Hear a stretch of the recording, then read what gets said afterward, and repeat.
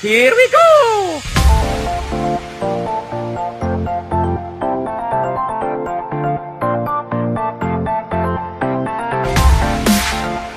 Welcome to Go Lurk Yourself, a podcast about streaming and playing video games on the internet. My name is Crunky. I'm Cherry Cake. Today we're going to talk about Super Mario Maker 2, which recently came out on the Switch. You guys will know that Cherry has been looking forward to this for, 2 months? Longer? I don't. When was it announced? I don't remember specifically. It was last year sometime, right? Or earlier this year. I don't know. It was earlier this year, I think. I think they surprised us with a direct on it. Yeah, and then, that's a pretty good turnaround, 6 months then, from the time they announce it to the time we get to actually play it. Yeah, this would have been in development for a very long time. Yeah, it's probably left over from development from part 1. But before we get to Mario Maker 2, let's talk about what we've been playing lately. Cherry, what else other than Mario Maker have you been playing? Not a great deal I've been playing this week. I went and revisited some old things on my Switch because I didn't have anything else. With finishing Final Fantasy VII, I didn't really have anything else that I really wanted to start. So I was looking through my old library. I played a little bit of Party Hard. Party Hard? What is that? You don't know that one? I guess I don't remember it by the name. The one-screen pixel-style killer where you go to different parties and you have to kill everyone without getting caught. Yeah, you told me about this one a while ago. Yeah. Either a preview or maybe when you had downloaded it. It's been a minute, though. Yeah, it's a relatively oldish game. It only got brought to the Switch recently-ish, I think. Oh, okay. I think it was on PC first, I guess. I can't remember. But yeah, it's not particularly new, so I had a little bit of a play on that. I also got a game called Guts and Glory, which I don't know if you know about. No, Guts and Glory. Yeah. It's... have you ever seen Happy Wheels? Have you seen that game? Yeah, you've seen Happy Wheels on the net? It's basically a 3D version of that. Oh, okay. And it is absolute garbage on the Switch. A lot of that going around this week, isn't there? Severely disappointed with this. I haven't got it on the PC, so I don't know if there's any differences that they made. But the last time that I saw this, some YouTubers that I subscribe to had like massive series on this game. Because it is like I say, it's like a 3D version of Happy Wheels, and Happy Wheels is a really fun, albeit kind of gruesome, kind of game. But to explain, Happy Wheels is it's like a Flash kind of game where you can make your own levels, and you control this character, and you have to figure out how to get through the levels. But they have like really violent ways to kill you. So you like there's swords and bombs and traps and saws and stuff like that. And Guts and Glory is pretty much the same, but you're in a 3D environment. But the thing is, the Switch isn't powerful enough to run this game. It lags so hard. Oh, wow. The frame rate on it is atrocious. Some of the characters are not the same as the PC version. The Guts part of it is just non-existent. In the PC version, if you get like caught by something like a saw or if you fall off and injure yourself, you would literally just break into pieces, and there'd be blood flying everywhere and bits of bone hanging out and the guy screaming and such. But with the Switch version, unfortunately, like I say, I don't think it is powerful enough to cope with that, and it ends up being this mess of graphics where it attempts to do blood, but then it just ends up in like massive shards of like red, with the body parts just still being attached to the person. So, oh man, it looks atrocious. It really does. The game that I talked about last week, that Bloodstained Curse of the Night, the Switch port, I guess, is having some real performance issues. I've heard. I don't have it, but I just heard online that. So that stinks. The devs say that they know they can optimize it better. They just haven't yet. So they're hoping to fix it with a patch. But a game like that, how much was that game, that Guts and Glory? Fortunately, it was on sale, so I think I picked it up for about £7. Oh, that's still not like what you'd expect from a $1 game. You know what I mean? The thing is, I don't actually saying that that the Switch isn't as powerful. It isn't powerful enough to run this. I think it might be the game that's just not optimized for the Switch. Yeah. But it's still garbage now, unfortunately. If you want to get it for the PC, you're still left with a bad experience. I mean, that's not good.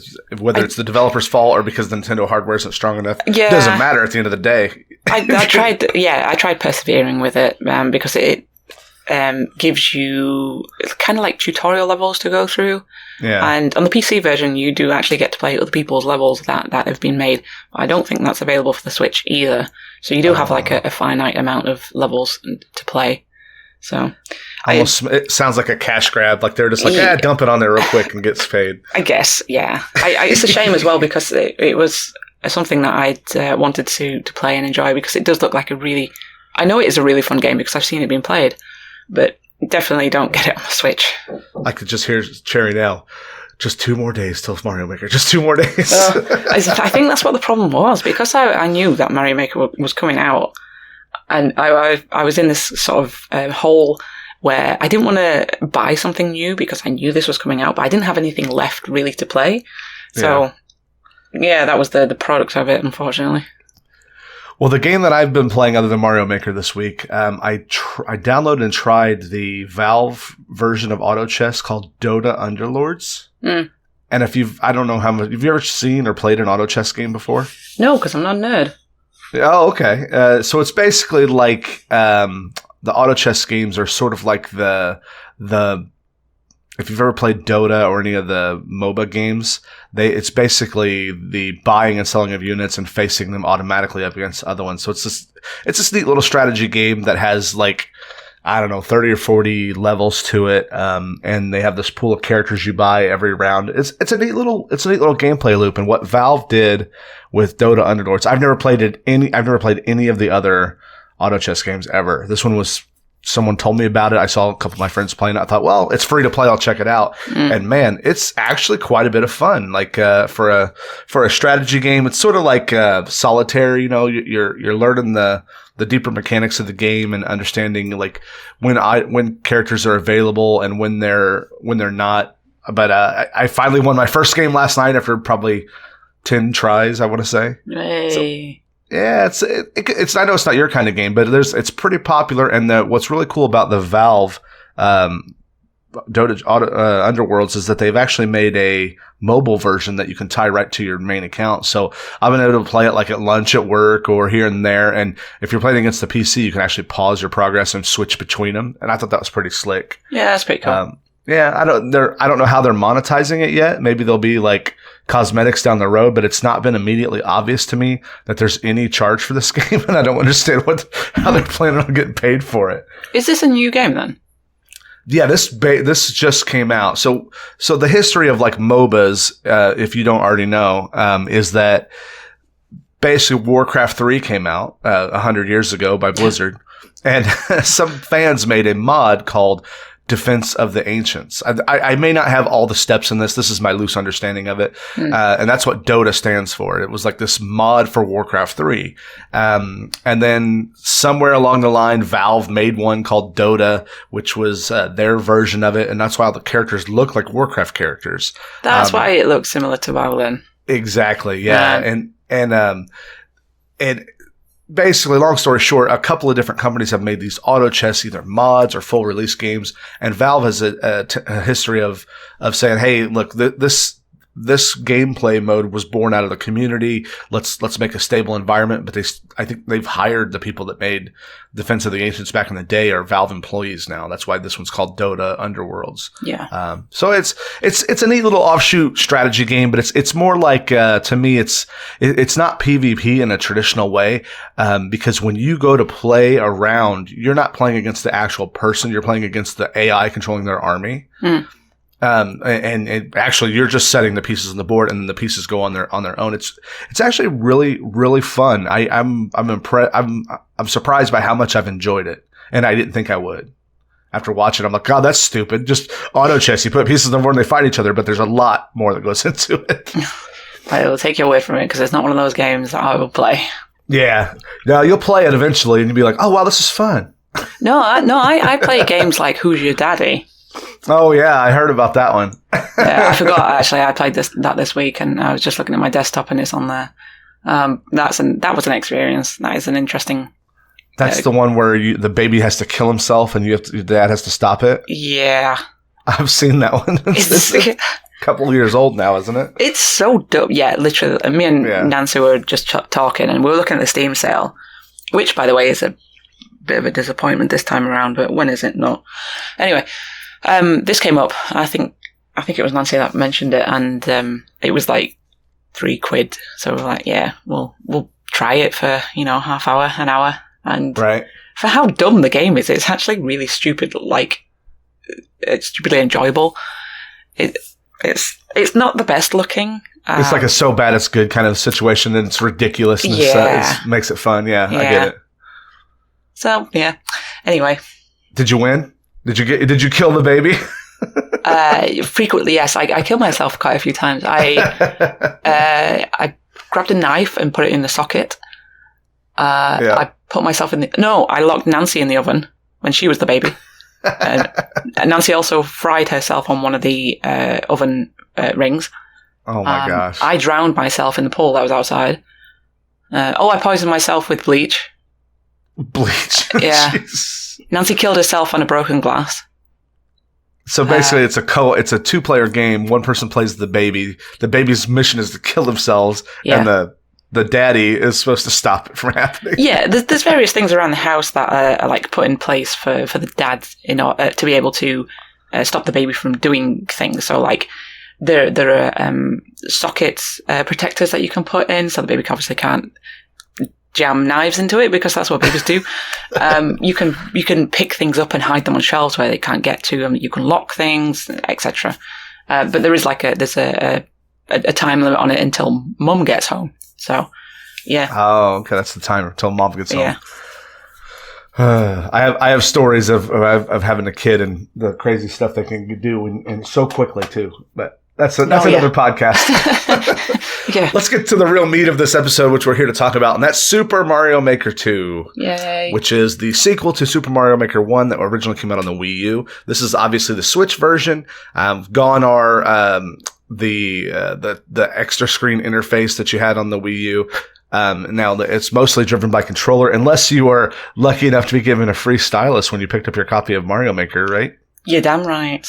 Oh my God! Have you made levels? Which one do you use? Do you use the controller or do you use the stylus? No, I use the stylus now. I did attempt to use the controllers on it, but it's a little bit clunky.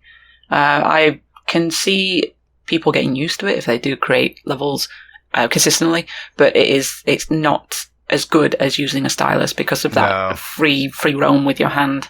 The only people that I think won't mind the controller are the people who didn't play Mario Maker 1 and realize how good they had it. Yeah. Probably. Yeah, because that's me. I tried making levels and it was just so slow. I mean, just filling in the ground. Yes. And scrolling around. The controller only scrolls at a certain speed. Mm. You also mentioned that it was in handheld mode. It's quite small as well. Yeah, it is. Especially for someone as blind as you. Well, yeah. I mean, I got my big thick reading glasses on, and I'm still like, what? What does that say? Yeah. But Mario Maker 2 also comes with a bunch of other additions that Mario Maker 1 didn't have as fleshed out, and that's the there's a huge catalog of tutorial videos in there. I set out yesterday on a mission to watch them all for this review, and I made it through about half of them before I was like, gee, this has been like an hour and a half watching these videos. I don't have enough time today to do the rest of them. We did a charity stream with Chaos last night, and that ended up going really late, so I didn't get a chance to watch the rest of them. But they start out really basic, like, hey, this is how video games work. Here's how the game works. But then they get into like the real interesting stuff. They start talking about, they got their little humor. It's this young lady and the bird who's the professor that teaches you how. But they make their jokes, and she keeps calling him by the wrong name, and he gets mad. But then they start talking about like what inspires you to make a level, and this, and one of them, and the example was, obviously I made this one out of stairs, so the level had a lot of stairs repeating, and they get into like theming and literally tell you not to troll. That's all. That's basically the point of it. It was like nobody likes a terrible level. Like early on. Go ahead. Go on. I say early on, they show that you can put monsters in blocks, and the girls who's supposed to be the student was like, "Ooh, that wasn't fun." And the bird's like, "Yeah, most people don't like to get monsters jumping out of blocks. They expect something fun in there." And he goes, "I would." What did he say? I would discourage using monsters in blocks unless you can find a way to make it fun. I remember you telling me that one. I also found, I think it was a screenshot that I took when the treehouse was on, and I just happened to find it yesterday because I was cleaning out my Mac, and I came across it, and it was just a caption with the lady, and it was after where they'd explained about off-screen thwomps. Yeah. And it shows you Mario going through the level and he gets killed by it. And the lady comes up with a speech bubble going, "Why are you like this?" Yeah, that's exactly what they It's a cute little thing they didn't have to add. And, cynical people might say they should have spent more time adding in online with friends instead. Well, but it's nice that it's there because, I think Nintendo, this is my own observation and guess based on what I've seen. I think Nintendo has taken a look at what happened with Mario Maker 1's online community. Oh. For those of you guys who didn't play Mario Maker 1, the far and away the most upvoted and liked levels were these, what they called auto runners, or either auto runners or hold still and the level just plays itself. Yeah. And those people who want to play actual Mario levels were like frustrated because there wasn't a way to just those are neat and those are cool a few times, but I don't want to see nothing but those at the top. So Nintendo did a very Nintendo move, and they're like, "We hear you, and here's a website where you can queue up the levels. You can look and queue up the levels you want."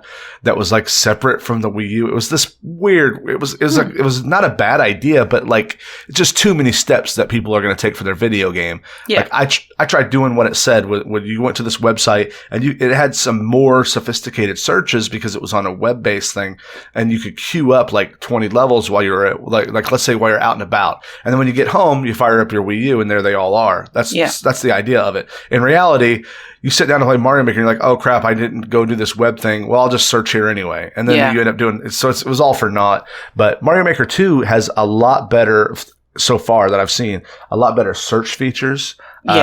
Where players can make tags and sort by them. Yeah, I think it was one of the things that when we talked about Mario Maker 2 before, and you asked me like what I was most excited about, and this filter and search function is one of the best things that they could have put in to the game in order to be able to specify what you want to play when doing levels. So you have different, like you just said, you can have different things attached to levels, tags.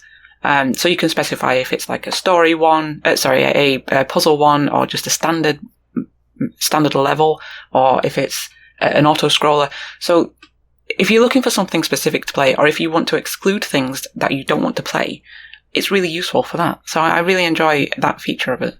Yeah, that and a couple other things I think they learned from Mario Maker 1 is there's new functionality when you're making a level, and this one is called win conditions. Like you have to get 30 coins, you have to never jump or fall and hit the ground. That we played a lot of in the story mode, which is brand new to Mario Maker 2. But one of the things I kept seeing in those modes were some of the tricks that Mario Maker 1 community had figured out, like how to get Mario from one platform to another without moving in those automatic levels, were clearly on display from Nintendo creators in the story mode. There's specifically early on, the first level that you play where you can't jump. Yeah.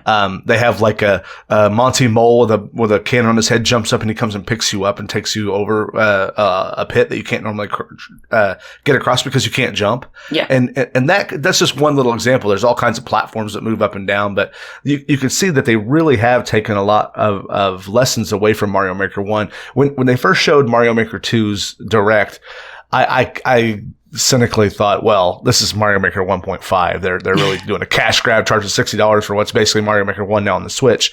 And I'm not wrong to jump to that conclusion because that's what they did with all their other big games. But this one definitely feels more fleshed out. Like it definitely feels like they've listened to the community. They've taken a lot of lessons from it. We talked on it briefly, but that story mode is its own thing, and it's got 100. You're rebuilding Peach's castle with coins that you get from completing levels and collecting into levels. And it did a couple of things. It allowed me to play 100 or so Nintendo created levels in Mario 2D, which was awesome. It was so fun. I played it in one stream. I did it in about taking breaks and stuff. It took me about 8 hours to finish the whole thing, and I did all the extra stuff. I found all the costumes and stuff like that. Nice. Did you ever find the frog? No, I didn't. Oh, okay. But I haven't finished it yet. When you go back, instead of going to the castle, run to the left and right and look and find there'll be characters that'll talk to you and they'll give you bonus levels that'll open up other paths. Okay. And you can find other NPCs. And now those levels won't give you as many coins, but they'll unlock a path that'll get you to a character who if you beat their level, they'll give you like you saw my little my creator icon. I have the Mario Maker yellow hat. Oh yeah. That's how I got that from finishing all that stuff. So nice. It's all cosmetic fun stuff. I know it's crazy a video game that gives you cosmetics just cause. I know. You don't have to pay for them. Wait, we don't have to pay for them? Right. What? Right. You didn't have to get them out of a loot box. Oh my god. Could you imagine if Mario Maker did loot boxes? Oh no. You can only get a star power up if you win one out of a loot box. Oh god. Can you imagine the hell that would be? Oh. Yeah. So you're almost to the end of story mode. What's been your impression so far? I'm really enjoying it. I've been waiting for Mario Maker to come to a platform that I've been able to play, because with Mario Maker being on the Wii U, the console that no one ever bought, it was a very kind of niche market for it, and I think it could have done a lot better. But anyway, that's in the past now, because we have two. So right. Mario Maker 1 doesn't exist anymore. Yeah, literally. So funny, actually. I was looking yesterday on Twitch, and you can follow certain games, and I hadn't yet followed Super Mario Maker 2, but I was still following Super Mario Maker, and I looked at how many people were playing it. It was like 25. Oh, wow. Compared to like the thousands that used to play it. So no one's going to remember that. Thousands is huge for that game, but that's still small for Twitch viewers. I mean, that's nothing for a big line AAA game like Mario Maker 1, but because the Nintendo Switch or Nintendo Wii U never ever got off the ground. Yeah. So. It's sad too, because it was a decent system. It had its issues, but it was not like it wasn't like the N-Gage or it was more like the Dreamcast. The Dreamcast was a great system that a lot of people loved, but it just didn't get over that hump of mass appeal. And I blame Nintendo's marketing for that 100%. Well, yeah, we've had this conversation before, because like I do remember when I was a kid when I saw the Wii U being announced and being advertised on TV, and I just had no idea what it was. Like, was it a new console? Was it an add-on to the Wii? Was it just the handheld thing that you plugged into the TV? Did you just say when you were a kid? It wasn't that long ago. Well, all right, when I was younger. When was it? Like 2012. Really? Yeah. 2012? Really? Wow. I'm pretty sure. I'm sorry. That would just made me laugh. Like, because my first thought was, geez, that was that long ago. Oh no, it wasn't. Oh, sorry. It's okay. It feels like it was that long ago. Well, you put me off my train of thought now. I can't remember what I was saying. No. I was going to say, shut up. Just the concept for Mario Maker, I think, is just an amazing feat for a video game. Anyway, to be able to go into a game and make levels in the vein of Mario is just something that blows my mind, and it is such a shame that it was unfortunately not as popular as it could have been, because I think if it was marketed properly, I'm not drunk. It's too early. And, just put out there, or maybe even for a different system, even than the Wii U. Even than the Wii U. But I love Mario Maker as a concept. And for it to come to the Switch, finally, which is what people have been wanting probably ever since the release of Mario Maker 1, because, like I say, no one had the Wii U, so no one could play it. So, yeah, it's a good addition, a great addition. I can see myself playing this for a very long time. Now you've made at least one level. Were you working on the second one? Yes, I finished my second one last night, and Zerka played it and completed it this morning. Oh, okay. So was it as difficult or more difficult or the same? Slightly less difficult. And I put a checkpoint in just because you complained about the last one. Oh, yeah. I didn't just complain. I said, I'm done. I'm not complaining. And I just asked that's code for complaining. No, I just asked if you knew that they were a thing you could put in levels, because judging by your levels, you didn't. No. Look, all right, we had this debate, and Zerka was with me on this one because he was playing at the same time that you were playing it. Yeah. And if I'd have put a checkpoint in there, it would have been far too easy. I never know, because I never got past the triple jump that you had to do on the piranha place. This was the other thing. Where did you want the checkpoint? Because that triple jump is like the beginning of the level. After every difficult feat. I wanted like 5 checkpoints. You only put 1 in now? Or you only need 1. It's a short level anyway. But I mean, I think you can put in more than 1 now. Yeah, you could do that on Mario Maker 1. Okay, yeah, they patched that in. The checkpoint system was patched in later. It was, yeah. Yeah. That was crazy. Because my daughter and I were huge Mario Maker 1 fans. We actually went up and did, on the north side of the big city that I live by, they put a demo station, not demo station, they had a demo event at one of the GameStops up there, and we went like in 2011, months early, and got like swag bags and played the game for like 2-3 hours and talked up the Nintendo rep. This is a while ago now, 8 years ago. Shut up. But it was fun. When I was a kid. Yeah, back when you were just a wee little lass. Yeah. But yeah, Mario Maker 2 has all the search functionality that you could do in Mario Maker 1, where you can go online and play random courses of your choosing, whatever tags. It also has the story mode we talked about. You can also play online with randoms right now if you want to play co-op, and you can do couch co-op with people, obviously people in your house. But they have said that the online with friends is coming in a future update, so who knows when that'll be. But I think it's important that Nintendo listened to the major backlash that was everyone like, because if you look at the backlash, you had 2 different voices. You had the voice of classic Nintendo going to be Nintendo, right? And then you had people who were like, oh my God, we love this game and we love the idea of it, but how can you miss this? And they were like sad more than they were mad. Yeah, which I think is pretty rare on the internet these days, where people are immediately, are immediately like, go kill yourselves. You know? But I think this is probably a good thing for Mario Maker 2 anyway, because I've heard of reports of the online being really laggy. Yeah. So if they can fix that somehow before the matchmaking with friends comes out, I think it'll do it more justice. I got to thinking about this yesterday. You had a Wii, right? For a very long time ago, yeah. You had a Wii U and you had a Switch. Did you have a GameCube? Yes. Have you ever had a Nintendo online experience that wasn't laggy? To be honest, I don't think this is drawing from memory. I don't think I really ever played online when I was younger. The only games that I played online for Nintendo that weren't terrible experiences online were the ones that were turn-based or that you didn't need real time. They don't have it figured out. And I have my theories that because in Japan they have really good internet and everything's really close together, they never build their games around lag. Yeah. Around latency and distance. Where in America or in England, especially when you and I play together, that's a huge distance. We're literally on the other side of the earth. So I don't know that Nintendo on their own will ever get it sorted. Everyone thought, when they introduce their subscription model, it's going to be way better. I'm like, well, there's a reason it costs 1% of all the other services. It's 15. I think I pay $35 a year for a family account, where all the other ones are like $60 a month or something stupid like that. Yeah, for one. Yeah. So the thing is, also, I keep forgetting that this is a portable console as well. Mm-hmm. So it's not something like I have my PlayStation plugged in by Ethernet. I have my PC in by Ethernet as well. So it's got a direct line, whereas this is working over Wi-Fi. So I can definitely understand why there is lag.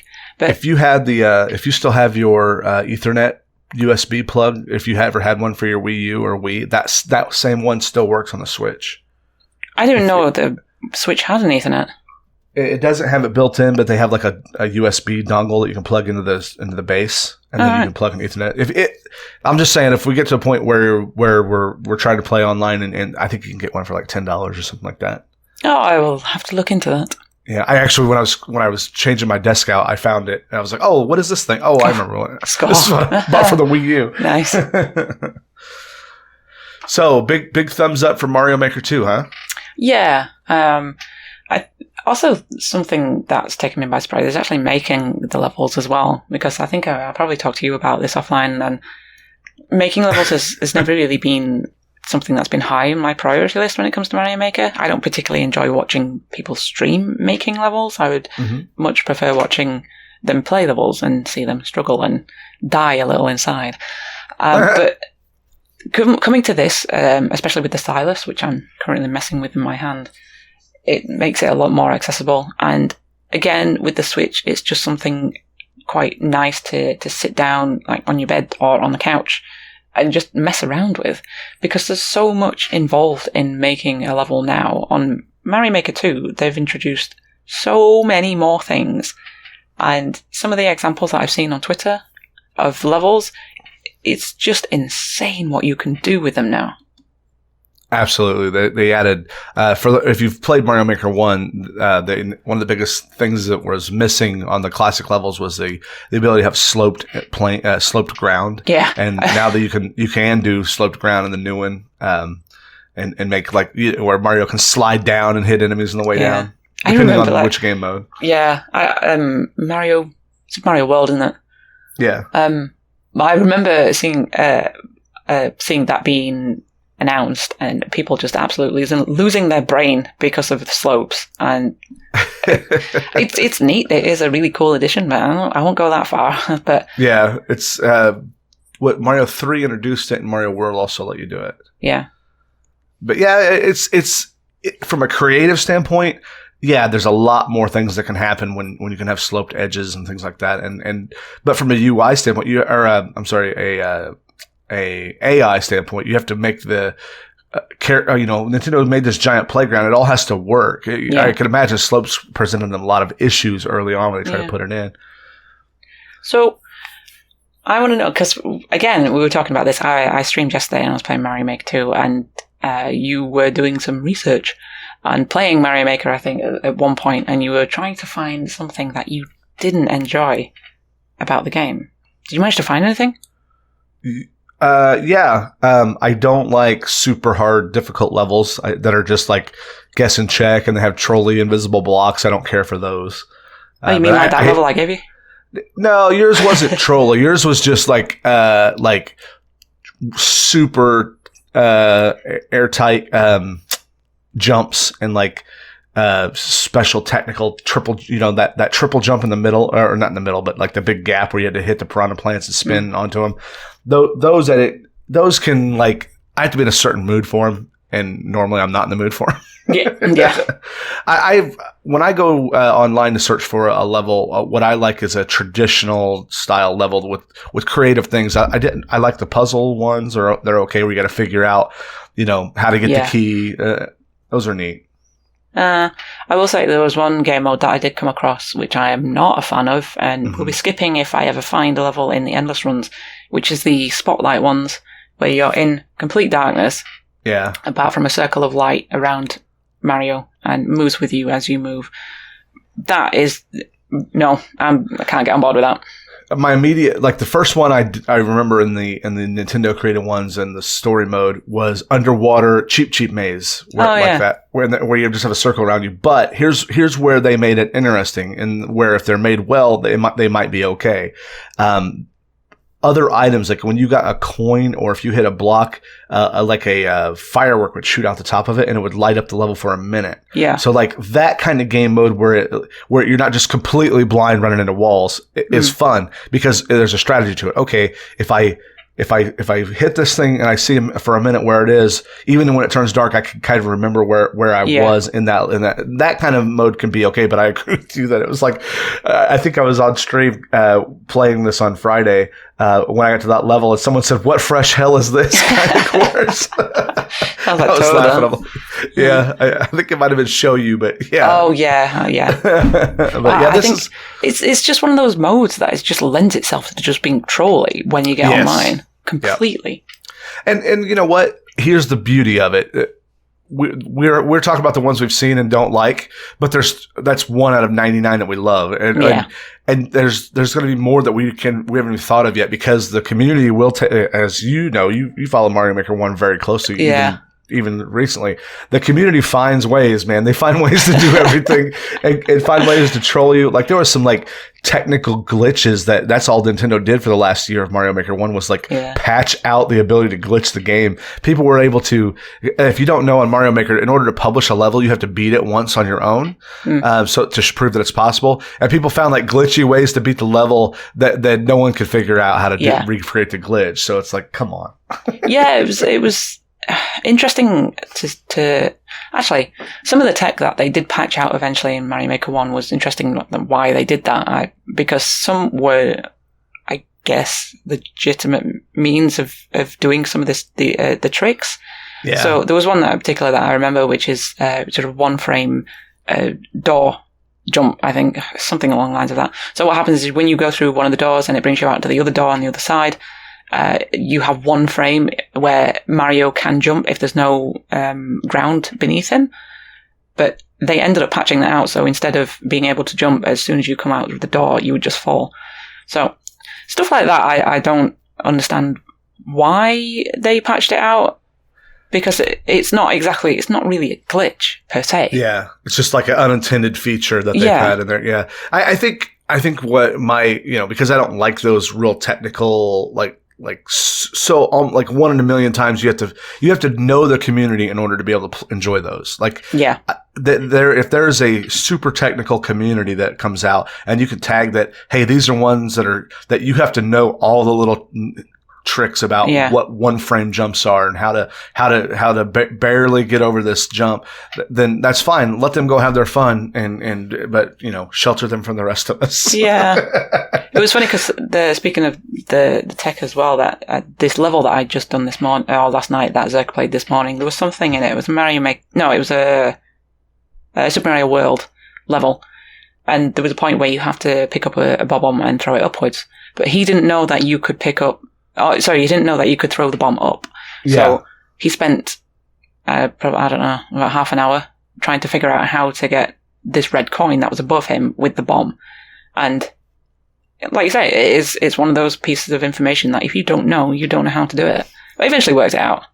Yeah, so in the story mode, I got in the bad habit of not reading all the dialogue. I was just boom, boom, boom, go, get me to the next level. And I didn't. There was one level where you're kind of floating on a log, and you have to collect so many coins to beat the level. And they give you beetle shells. And I'm like, I'm putting them on my head. I'm like, how am I supposed to get these coins? And what I went back out of the level after dying for, the timer ran out, and it said, throw these shells and the shells will collect the coins. I'm like, oh, that's new. That's not a thing I remember. So I jump in there and if you throw the beetle shell up in the air, it collects the coins for you. I'm like, oh, I guess I should read these. So after that, I read the rest of them. Well, one of them actually, I think I came into your stream when you were first, was it Friday when you were doing the long stream? Yeah. And there was one particular level that you were stuck on, and it involved a Koopa, and you had, was it a key that you had to get? But you had to carry the stone block. Yes. And you were stuck on wondering how to get the key itself, but you couldn't get over there. So you had to use, you figured it out eventually, but you had to use the Koopa. No, you figured it out. Well, I just gave you a clue. You figured it out, actually. Because you said you tried it before, but it didn't reach. I did, yeah. I knew that if you knocked a shell down there, I knew it was possible that it could maybe collect for me. And when I had like 20 shells out, I actually, in that level that you're talking about, I found an infinite 1-up glitch, and I just let it sit there and get me 1-ups for like 5 minutes. Nice. But what had happened was There were 8 puzzles in that one, 6 or 8. I don't remember. I think it might be 8, but there were 8 puzzles, and that was like at the end of my 8-hour stream, and I'm like, what the hell? My brain was starting to go. But you come in and you're like, have you tried this? And I was like, oh yeah, that got it. You were nearly there. You just needed to put one of the stone block in the right place for it to ricochet off. Yep. But I love the puzzle levels. I love a lot of I had a great time. Like if I never played it again, I got my money's worth because I had such a good time with it on the stream. But I'm sure I'll play it some more. One of the things that I warned people about, I have a 4K TV, and when I was playing your level, I was playing it on my 4K TV. Do you remember me asking you if you had any input lag with your if you noticed any lag with your controller? Yes, you did. Yeah. It adds about 15 to 20 milliseconds of input delay because it's Bluetooth. And my TV was adding 10 milliseconds. So I had half a second input delay trying to do that level. Can you imagine trying to finish those levels with half a second input delay? Would you have to do those when you're inside a one or one block height and you have to jump around a corner? I kept failing that. That's why I was getting frustrated because the input delay, I would just literally run off the cliff and die. So I hooked it back up to my computer screen last night when the input delay was gone. I was like, oh, that was why I was having such a hard time with that level. I also think that has something to do with the physics in Mario's as well, because they do vary from game to game. Yeah. So I found where the first time that I picked up and started messing around with Super Mario World and started making that level, I found that Mario he felt really slippy. So I would run towards the end of like a cliff or something and be prepared to stop. I would turn back, but he would kind of slide and then just slide off. So getting used to those kinds of the different physics within Mario as well, I think is something like added to the lag as well. Exactly. I remember when Mario Maker 1 came out, reading these like detailed analysis breakdowns of the physics of the Mario Maker 2 version of Mario 1, 3, and World versus how they actually played on their old consoles. And talk about nerds. These guys were like breaking it down. Well, see, he skips 2 frames here where he's only supposed to skip 1. I'm like, oh my God. Well, if you ever watch any speedrunners that do Mario, or any of the Marios actually, they always play on the original console because it plays better than it does on an emulator. I could tell you that's 100% true. I played Zelda 2 on the original console when I first started streaming, and I went to emulator. I'm like, this, you could just feel it. It feels different. It doesn't. It has either input delay or delay to your video. But yeah, it was crazy how much different it can be. But well, anything else you want to say about Mario Maker 2? I would recommend it. I reckon. You would recommend it? Okay, really would. Big thumbs up. Yeah, just go buy it.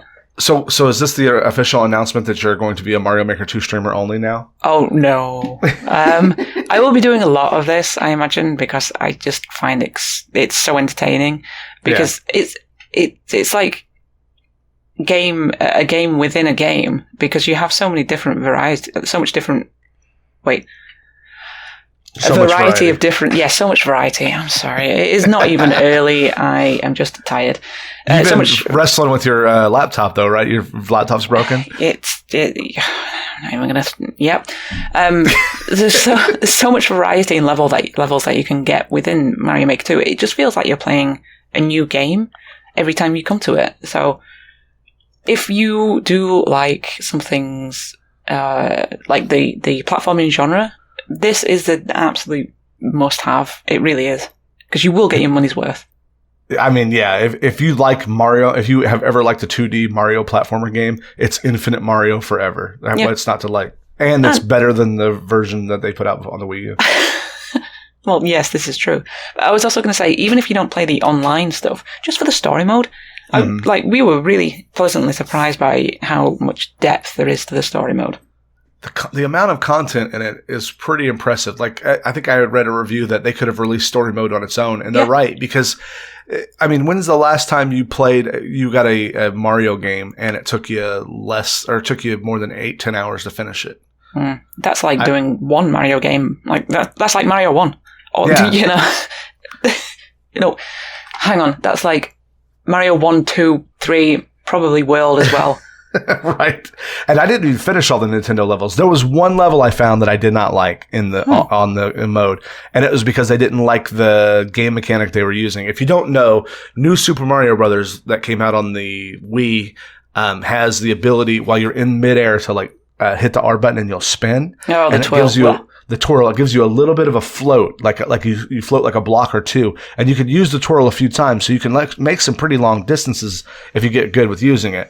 And this level, I don't know if you've seen it yet, Cherry, I don't know, but it has ice spikes across the top and these jumps you have to make, and you have to basically jump, but let go of jump fast enough that you don't hit the spikes, and then twirl and get across them, and it's all really fast. And I was like, I tried it like 5-6 times. I was like, screw this. I haven't got to that one yet, but you probably will see me get to it. But the way story mode works is they just give you tons. So if you get frustrated with one, you could just skip it. You don't have to do all of them. You can just go, okay, I don't like that one. I'm going to go pick a different one. Yeah. I think at the end, when I was done, I had built all of Peach's castles. There were 20 or 30 levels still in my book that I hadn't even looked at yet.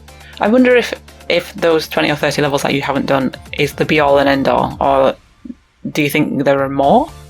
I don't know. That's a good. I'll probably log on later. I'll probably stream later today and go back into story mode and see what because out of all of them, there's only one that I refused to play again, and that was that ice one. But the rest of them, they're still there. I assume I can just go in and try to play them. Yeah. Maybe there'll be some kind of achievement or outfit or hat that you get for finishing. Yeah, maybe. That's the one of the things that I do like about the story mode is that it's a great way to show all the new stuff that they have within the game as well. Even like the levels themselves aren't particularly taxing, but it is nice to. They will be. Maybe for you. No, they get way harder. Trust me. Well, we'll see. We'll see. I want to see you do this ice level now. Okay. Well, I'll probably stream tomorrow. You might be able to see it then. Oh, cool. All right. Well, if people want to see you stream tomorrow, how do they find you? Yes, if you do want to catch me, I'm actually back on Twitch now. I had my first stream in about 2 months, I think, yesterday, and absolutely loved it. Can I just say, I wore a Mario outfit as well, and it was 30 degrees here, so appreciate that. Yes, it was very, very toasty in England. 30 degrees is like 90 degrees Fahrenheit for those of you guys not listening in that's the UK. Hot for us. We don't get weather like that. Anyway, if you want to catch me on Twitch, I'm at twitch.tv/CherryCakeTV. And if you want to grab me on Twitter, that's at CherryCake518. I'm over on Twitch at Crunky with 2 N's, and I'm at CrunkyTTV on Twitter. So I will see you guys next week. Thanks for listening to us. Bye-bye. Bye.